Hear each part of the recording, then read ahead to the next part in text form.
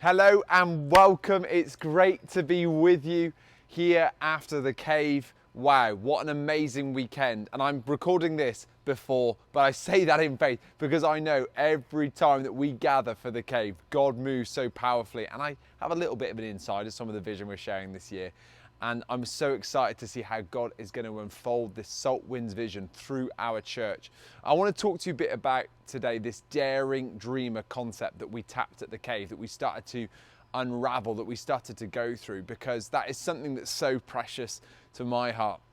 I grew up somewhere called Leominster, in a little town in England, and it is not a place that you would say that's where all the daring dreamers come from, Leominster. It's not really got that kind of reputation. And in fact, when I was growing up, we had our next door neighbour, and they were just salt of the earth people, brilliant, loving, kind. And we would go over there every week, and they almost became like extra grandparents for us, as me and my brothers. And we used to go and spend time with them, and they were like family. It was so great. But one of the things that I noticed as I started to grow up through the years is that this guy, he would stay the same year after year. In fact, he would still have the same clothes. Even now, he's got the same hat that he wore when I was a kid. He does the same things with his time. It's like kind of clockwork. So he would always be going to the shops at the same time. He'd eat the same things for dinner every day. And even I remember going back, they would bring us back to our mum and dad's house in the car, and we listened to the same songs every week. And these were the songs that he'd been listening to since he was a young man. And they were brilliant people, but he had got stuck into a rhythm. He got stuck into living in just one way. And he never left the town. Sometimes it'd be really wild and venture out to Hereford, the big city, 13 miles away. But otherwise, his whole life revolved around this very small community. He had the same hobbies and same things that he had been doing for decades. And I think if you look around in your life, you probably know someone like this in your life. Someone that has somehow their life just kind of got the same year after year, even decade after decade, where they didn't move on in their lives. What happened? How did that happen? What happens to a person where they go from maybe being a teenager and being in their early 20s to having these dreams about what they want to do with their lives? And how do they get to this place where actually the same thing happens every day, every week? They never go anywhere other than the immediate circle that they have. I want to put to you that the reason I think that can happen to humans all across the world is that we stop dreaming.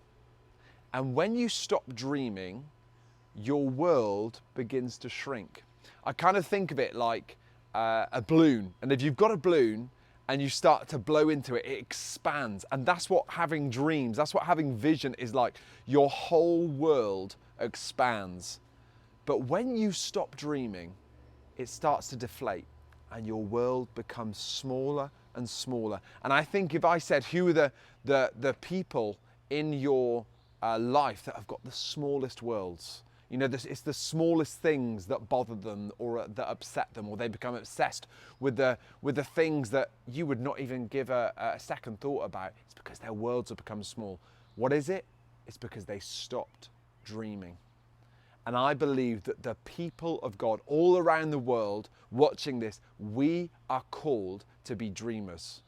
We're called to be daring dreamers. That dreams, they propel us forward into what God's called us to.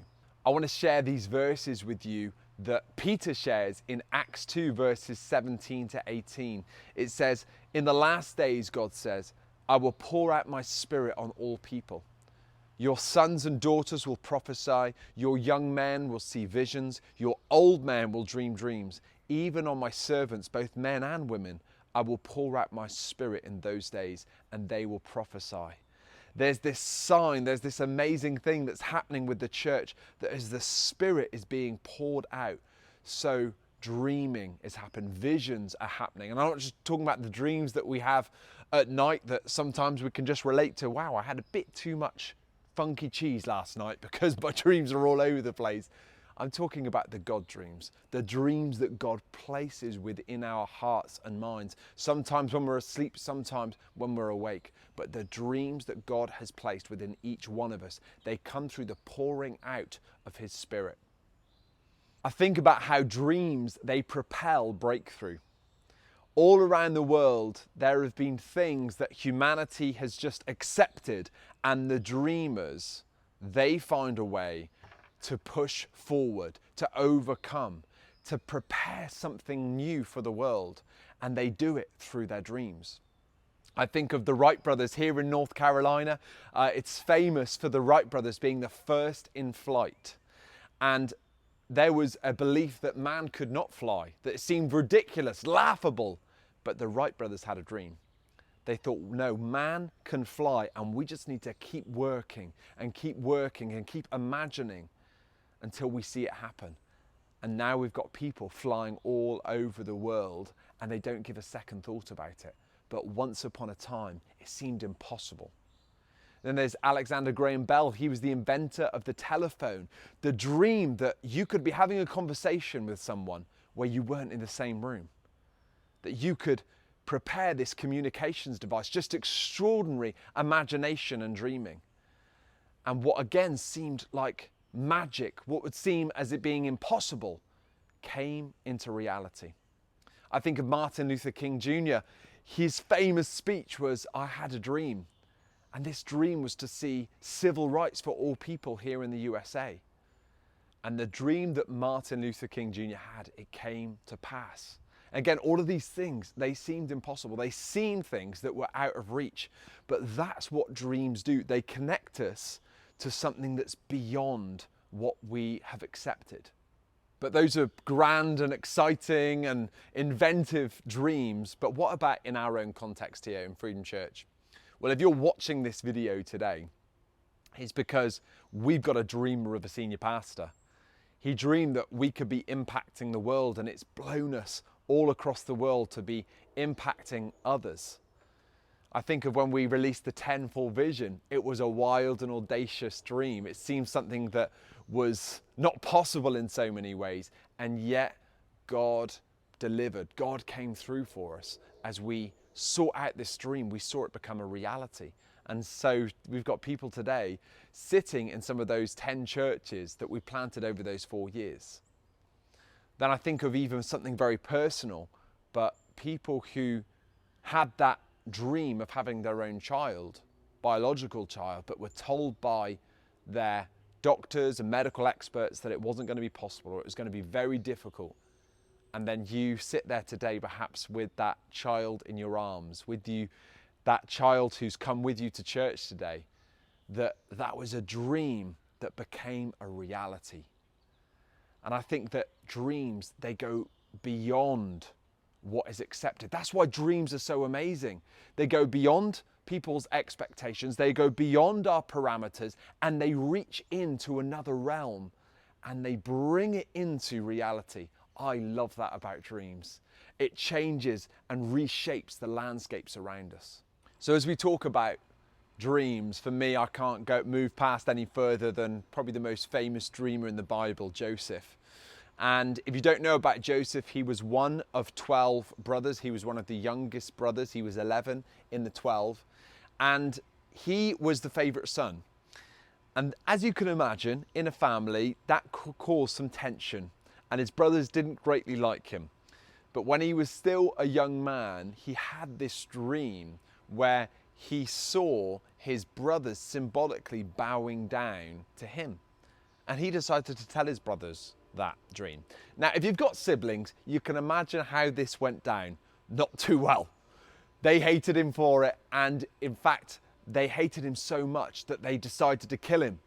They decided not to go that far after starting to feel a bit guilty, thankfully. So they decided instead to sell him into slavery.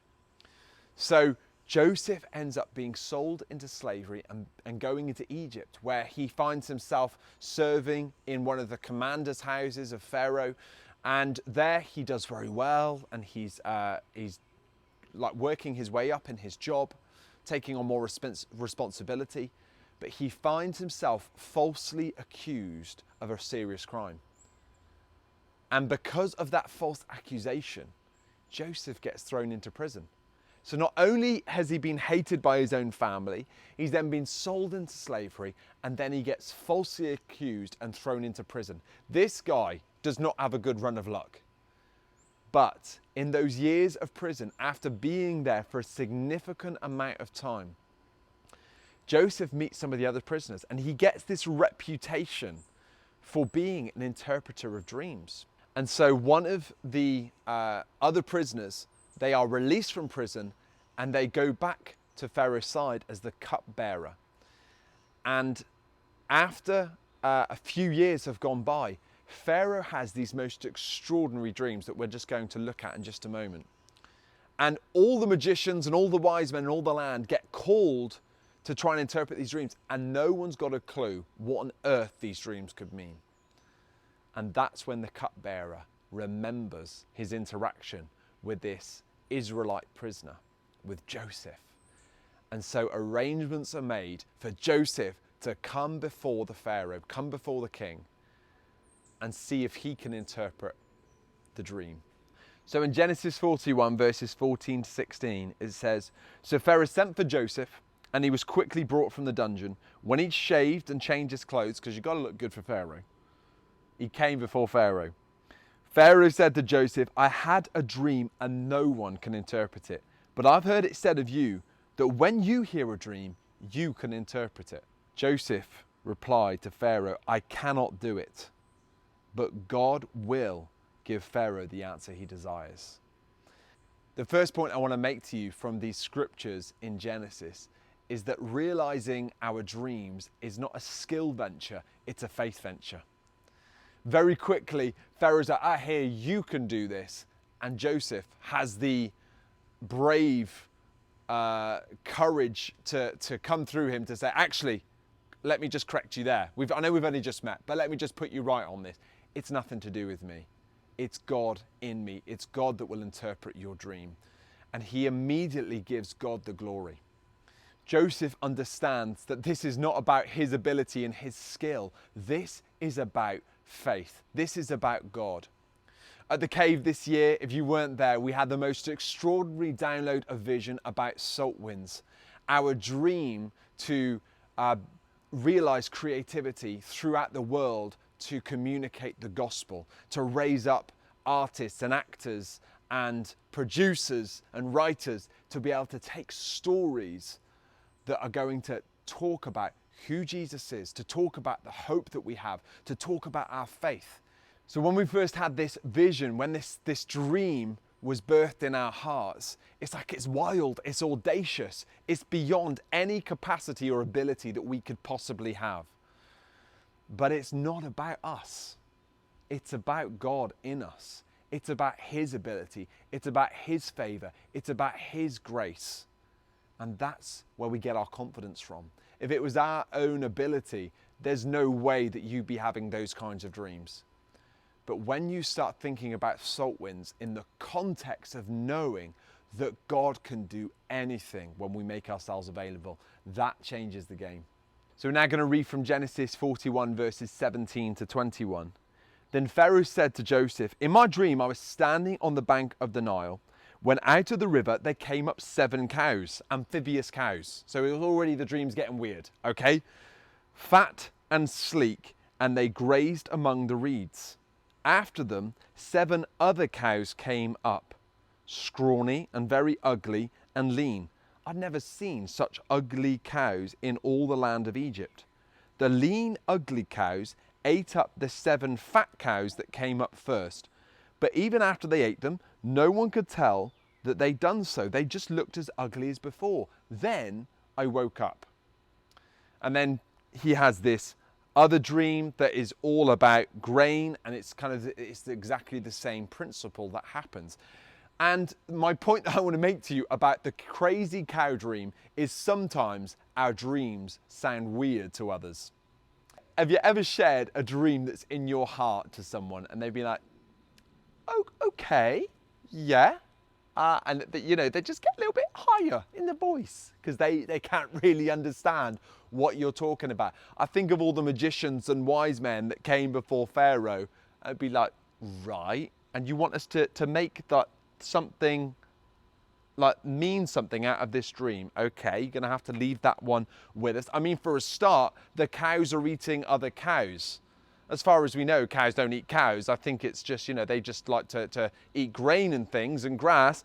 But no, here they are eating each other. I mean, it's a pretty crazy dream. And I want to just say to you, right, if you have a dream that's within your heart, when you have a dream, it's like a precious seedling bursting through the soil. It's that it's most vulnerable when it first breaks through. So you've got to treat it with vulnerability. You've got to treat it with care. Not just kind of walking around showing it to whoever you can. There's something about guarding it, allowing it to grow, allowing it to take root. Because sometimes our dreams aren't going to be able to relate to the people in the way that God has revealed it to us. So you have to choose where to share it at the right time with the right people. Then in Genesis 41 verses 25 to 32, it says, "Then Joseph said to Pharaoh, the dreams of Pharaoh are one and the same. God has revealed to Pharaoh what he's about to do. The 7 good cows and 7 good heads of grain are 7 years. It is one and the same dream. The 7 lean, ugly cows that came up afterwards are 7 years. And so are the 7 worthless heads of grain scorched by the east wind. They are 7 years of famine. It's just as I said to Pharaoh. God has shown Pharaoh what he's about to do. 7 years of great abundance are coming throughout the land of Egypt, but 7 years of famine will follow them. Then all the abundance in Egypt will be forgotten, and the famine will ravage the land. The abundance in the land will not be remembered, because the famine that follows it will be so severe. The reason the dream was given to Pharaoh in 2 forms is that the matter has been firmly decided by God, and God will do it soon." So that's the next point I want to make to you, that God uses our dreams to bring kingdom revelation. That Joseph is interpreting the dream of Pharaoh, say this is something that God is about to do. And I think of when we pray the Lord's Prayer that Jesus taught us to pray. It says, "Our Father in heaven, hallowed be your name. Your kingdom come, your will be done on earth as it is in heaven." That what is happening in heaven is God's will. And we are calling those things from heaven to earth. And that's what dreams are doing. They're bringing kingdom revelation. They're bringing God understanding to earth. It's like, who do we really think came up with man being able to fly? Who do we really think came up with the telephone? Who do we think came up with the internet? All of these revelations came from God whispered dreams that he sowed into human hearts. That God uses dreams to come and sow into his people the things that he wants to do. It says, "And now let Pharaoh look for a discerning and wise man and put him in charge of the land of Egypt. Let Pharaoh appoint commissioners over the land to take 1/5 of the harvest of Egypt during the 7 years of abundance. They should collect all the food of these good years that are coming and store up the grain under the authority of Pharaoh to be kept in the cities for food. This food should be held in reserve for the country to be used during the 7 years of famine that will come upon Egypt, so that the country may not be ruined by the famine." So this next point I want to make to you is that every dream needs a plan. This phenomenal kingdom revelation that comes to Joseph and then to Pharaoh, it's not any good without a plan. It's like, oh, well, we know that there's a famine coming. So quick panic, everyone run, let's sacrifice to God and see if he'll reverse the famine. No, there's a plan that goes with the dream. And you'll know that if you've had a dream that it's not much good until it comes to life through a plan. I remember when we had the Salt Winds vision come at our leadership time away, January 2020, it was so wild and audacious and so big and broad and world-changing. We just put it in the dream box for a while and we didn't touch it. We talk about it now and again, but we didn't know what to do with the dream. And then a few months ago, as we were starting to head to the cave, I knew, right, we've got to start telling our church, we've got to start discharging what God's put in our hearts as a leadership team. I got it out the dream box and I talked about it with my great planner of a wife, Rose. And we started to take this